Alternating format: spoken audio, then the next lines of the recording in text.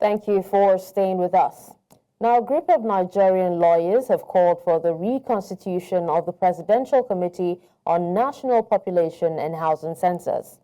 Speaking under an umbrella body of Igbo lawyers, Otuaku, the group said that they were alarmed that the entire southeast and south-south geopolitical zones and regions were excluded from the Presidential Committee. The group noted that national census determines representation in government, allocation of resources, among other things. Thus, the committee that will shape and oversee such a process, it should be inclusive of the Otuaku, who said it is viewed this development as a subtle way of sidelining the regions in the governance and policy architecture of Nigeria. They are demanding immediate reconstitution of the Presidential Census Committee to reflect the true federal character of Nigeria and to include qualified and capable representatives from the southeast and south-south zones, adding that anything short of this is unacceptable. Now, for more on this, I'm now joined by the president of Otuaku, Iwu Mazi Okechukwu Onegu. He joins me now. Thank you so much, Mazi, for joining me. Thank you very much. You are trying to pronounce the name. It's called Otuaku.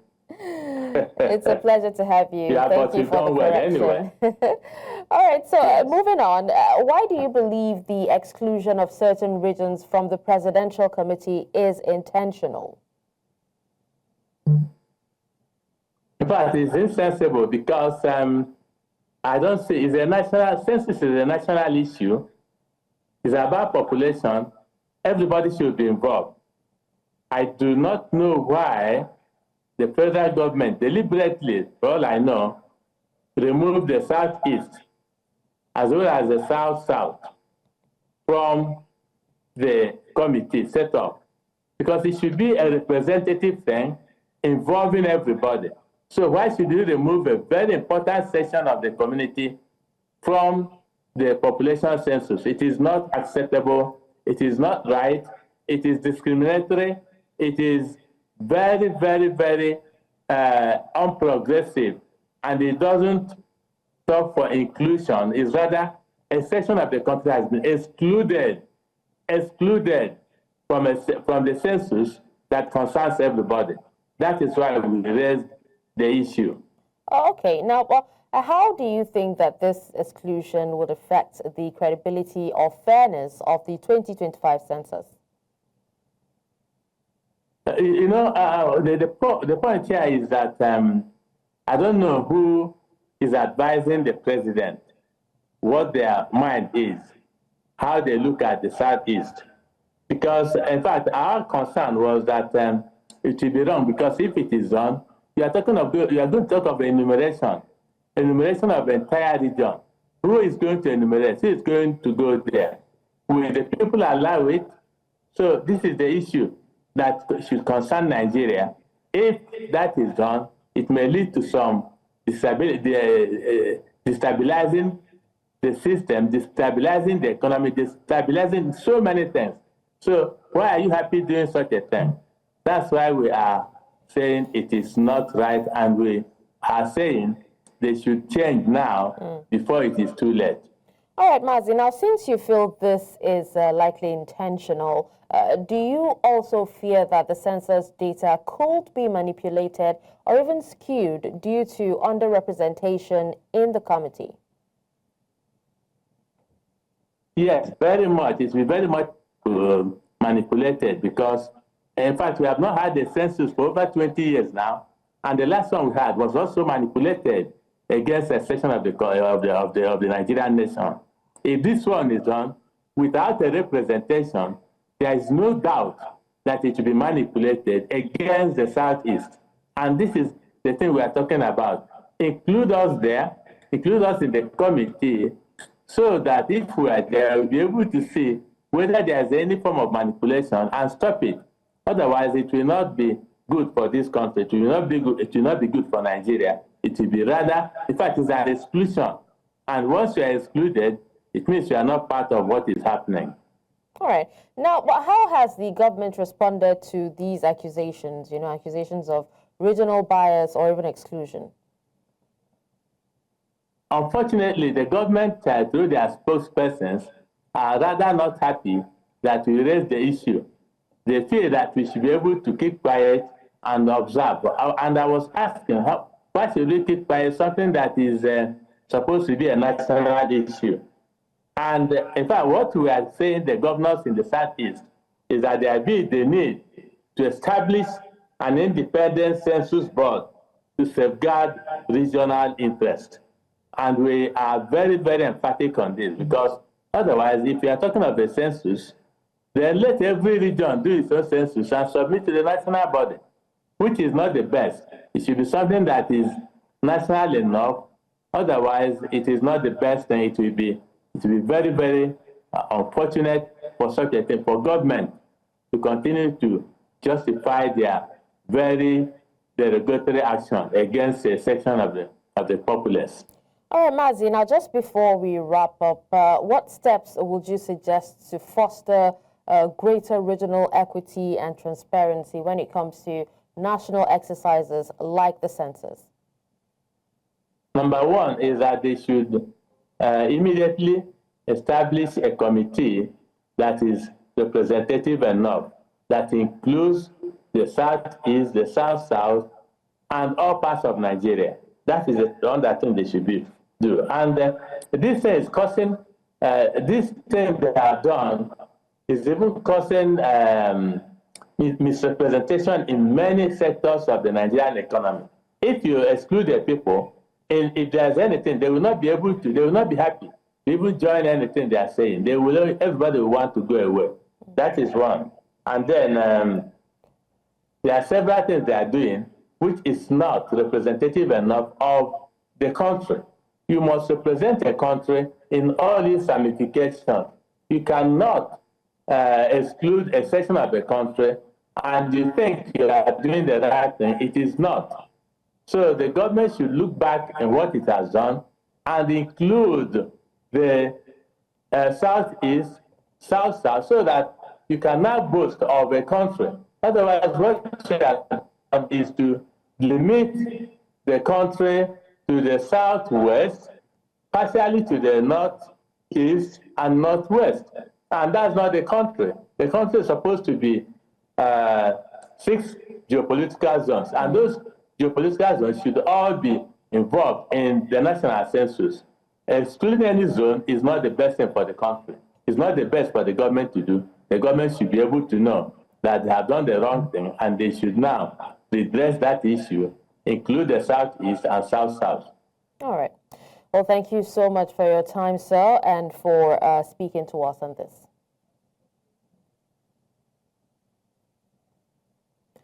Away from that, the Kano State Governor, Abba Kabir Yusuf, has flagged off 2 road projects of approximately 3 kilometers in length as part of constituency projects by House of Representatives members representing Nasarawa local government area, Hassan Hussein.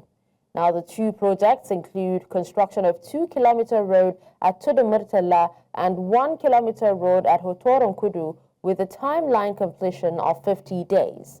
News Central's Emmanuel Bagudu reports. It's Market Day in Gama, Nasarawa local government area of Kano State, and traders have shut down their businesses to witness the flag off of 2 community road projects. This time around, officials of the Kano State government have converged on the area for the flag off by federal lawmaker Hassan Hussein.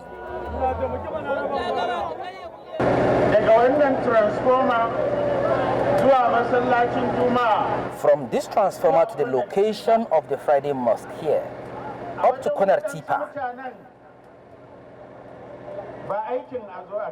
For some people, it is not a big deal. But for us, it is a big job worth celebrating. Constituents commended the lawmaker for his effort in helping develop infrastructure in the area. I don't even know that maybe there is money like this members of assembly. Some people are just collecting the money and eating, while this one is collecting the money and doing the work of the masses.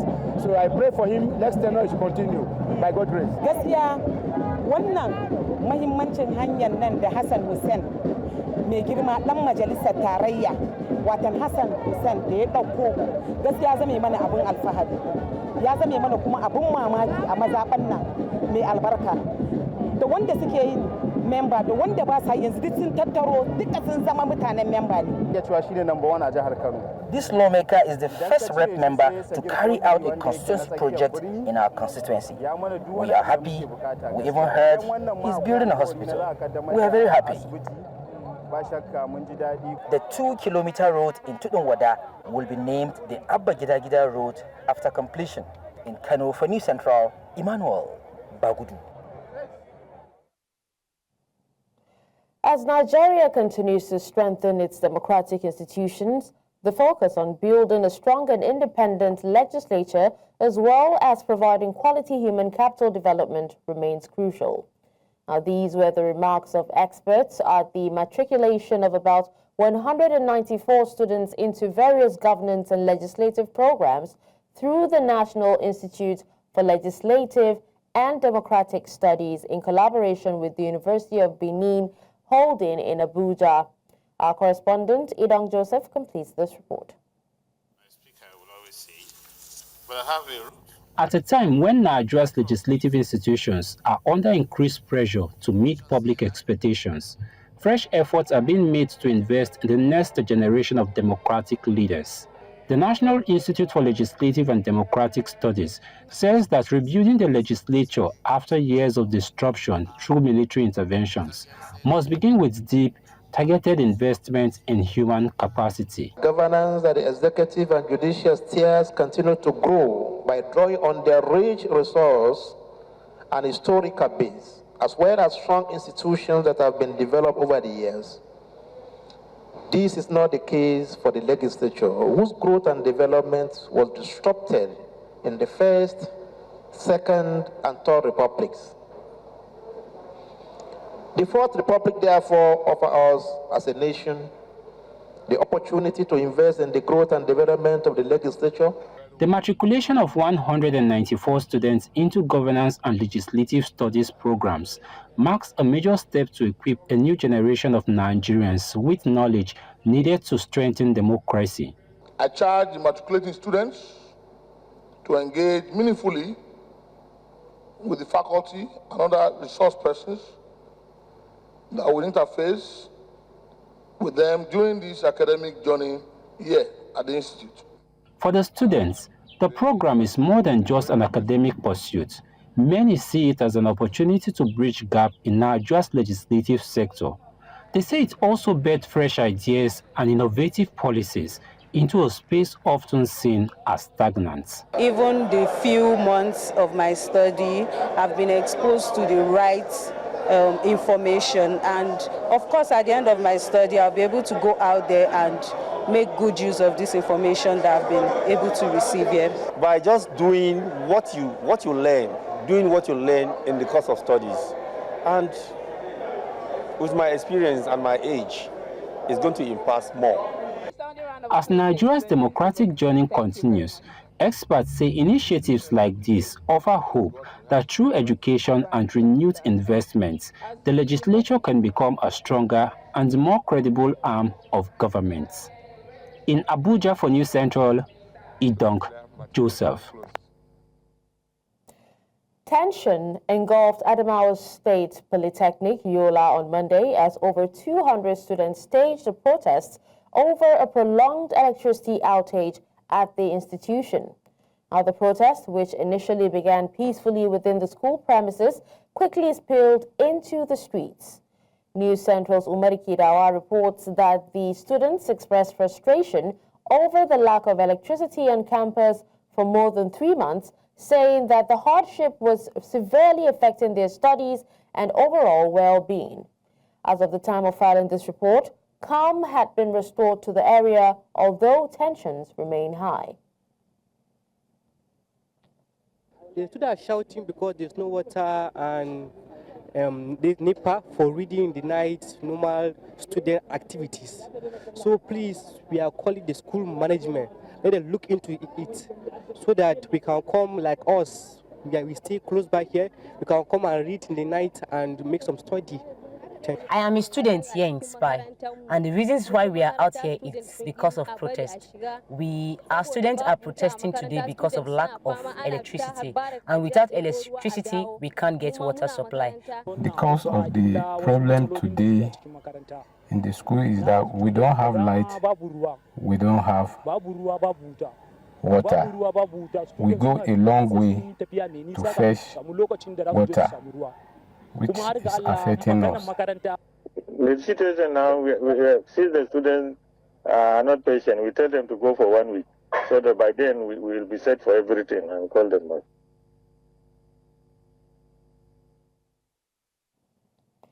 President Bola Tinubu has congratulated Dr. Mike Adenuga, chairman of Global and Corn Oil, on his birthday, praising his resilience, business acumen, and philanthropy.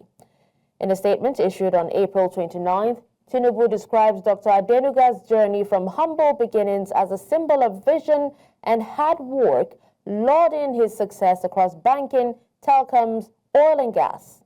Now, the president highlights Globalcom's impact in revolutionizing Nigeria's telecom sector through per-second billing and commended Corn Oil's role in promoting energy independence. He also praised Adenuga's philanthropy through the Mike Adenuga Foundation and acknowledged his continental impact, noting the honors he has received from France and Ghana. President Tinubu prayed for Adenuga's continued health and wisdom, celebrating his contributions to Nigeria's progress and prosperity. Welcome back and thank you for staying. Well, right about now, we have fresh updates from the trial of IPOB leader Nnamdi Kanu, and we have our correspondent, Joshua Marai, to give us more updates on this. Joshua, over to you. Well, I am back again with fresh update from the courtroom. As the witness brought in by the federal government, that is the prosecuting counsel, is a DSS officer identified as AAA. Now, upon commencement of giving his testimony, he said that Nnamdi Kanu was arrested sometime 10 years ago in Golden Tulip Hotel in Lagos. And when they got to the hotel, the question if there was anybody named Nnamdi Kanu on the guest list of the hotel, where the hotel manager and the attendees at the hotel reception told the officer that there was nobody bearing such name. So they referred back to their bosses from the HQ, and the bosses told them that Nnamdi Kanu was confirmed to be in that hotel. Now, upon discovery, they went ahead to conduct a room-to-room search, and they saw Nnamdi Kanu in room 303 with a lady, according to the witness of, according to the testimony of the witness, named AAA. And based on what they said, the court asked them to provide the exhibit in which they saw with Nnamdi Kanu. And I must tell you that the witness confirmed that the room Nnamdi Kanu lodged was like a radio station because he had several broadcasting equipment with him, and they took some of his suitcases from 10 years ago. And upon opening those suitcases, they discovered there were personal items like cash, credit cards, wristwatches, perfumes, and toothbrushes. And notwithstanding, the court was like, oh, we've seen that, go ahead. And then the defense counsel, that is the person of Kanu Agabi representing Nnamdi Kanu, asked for a later date to cross-examine the witness, and the court granted them Friday, May 2nd, for a cross-examination of Nnamdi Kanu, of the witness testifying against Nnamdi Kanu. Okay. So, again, if just before we wrap up, again, if you could tell us when the proceedings has been slated for, has been moved to. The proceedings have been slated, the adjourned date has been slated for Friday, the 2nd of May. That means we are coming back to this courtroom on Friday for cross-examination of the witnesses by the defense counsel. Okay. Well, thank you so much, Joshua, for that update again.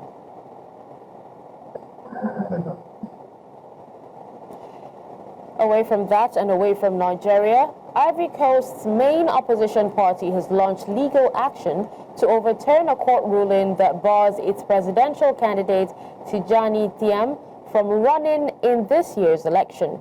Now, authorities cited Article 48 of the Nationality Code, which states that acquiring another nationality leads to the loss of Ivorian citizenship. However, Thiam was born with both Ivorian and French nationalities, and his mother Ivorian, his father French, making him a binational by birth, not by acquisition. The opposition argues the decision misinterprets the law and is politically motivated to sideline a strong challenger. Thiam's candidacy had sparked significant support, and his exclusion raises concerns over electoral fairness. Legal experts and observers warn that the case could have lasting implications for the country's democratic process and political stability ahead of the high-stakes vote.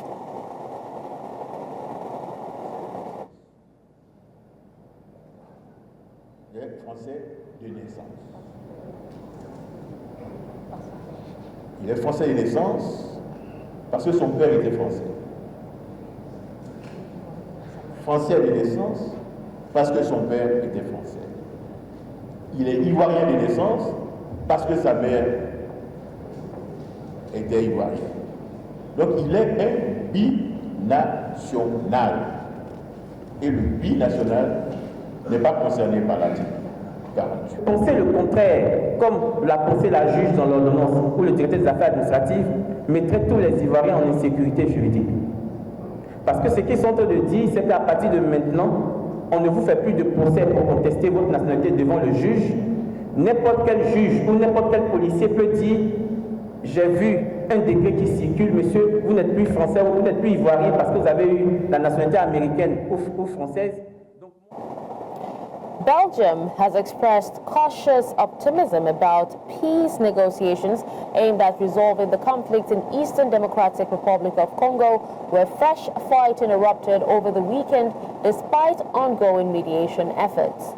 Foreign Minister Maxime Prevost said reconciliation will depend on ending impunity as talks in Washington and Doha push for a draft peace deal between the DRC and Rwanda by May 2nd. Clashes have intensified in South Kivu, where the M23 armed group backed by Rwanda faces Congolese forces supported by Burundian troops and local militias. Fighting has forced most residents of Kaziba to flee, and battles continued Monday in Kalehe territory. Despite repeated ceasefires, the M23 has seized territory since its resurgence in 2021, deepening the humanitarian crisis. In other news from around the world, China has expressed openness to strengthening diplomatic relations with Canada following Prime Minister Carney's recent electoral win, which secured his Liberal Party another term in office. According to a statement from the Chinese Foreign Ministry, Beijing is prepared to improve bilateral ties, emphasizing principles such as mutual respect, equality, and shared benefits. Relations between the two nations have faced strain in recent years over a range of political and trade disputes. However, Carney's re-election appears to offer a potential turning point. Chinese officials indicated that cooperation could resume across several sectors if constructive dialogue is prioritized. Now, the renewed openness suggests that China may see the continuation of liberal leadership as an opportunity to reset the diplomatic agenda with Ottawa and pursue more stable engagement.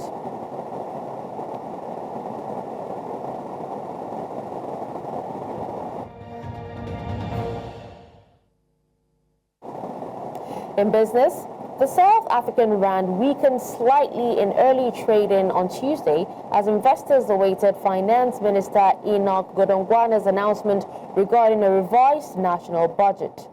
Godongwana must make adjustments after a high court suspended a controversial value-added tax hike that faced widespread opposition. Now, the court's ruling allows him to present new budget proposals in Parliament at The rand was trading at 18.57 against the dollar, down 0.43% from the previous close. Now, the budget discussions are the biggest tests for the government of National Unity Coalition formed last year after the African National Congress lost its majority in parliament. No major economic data is expected on Tuesday, but inflation and trade figures will be released on Wednesday.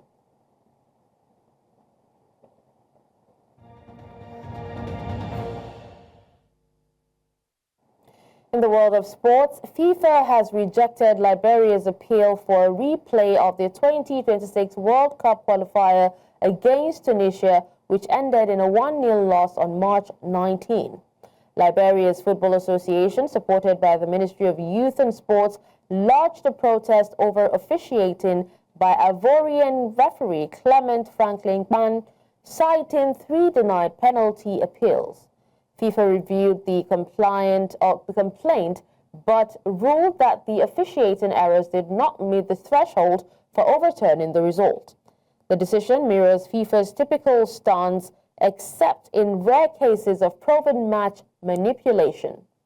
Liberia's request followed growing public outcry over the controversial calls, and with the appeal denied, the Lone Star must now focus on future qualifiers as they seek a spot at the 2026 World Cup.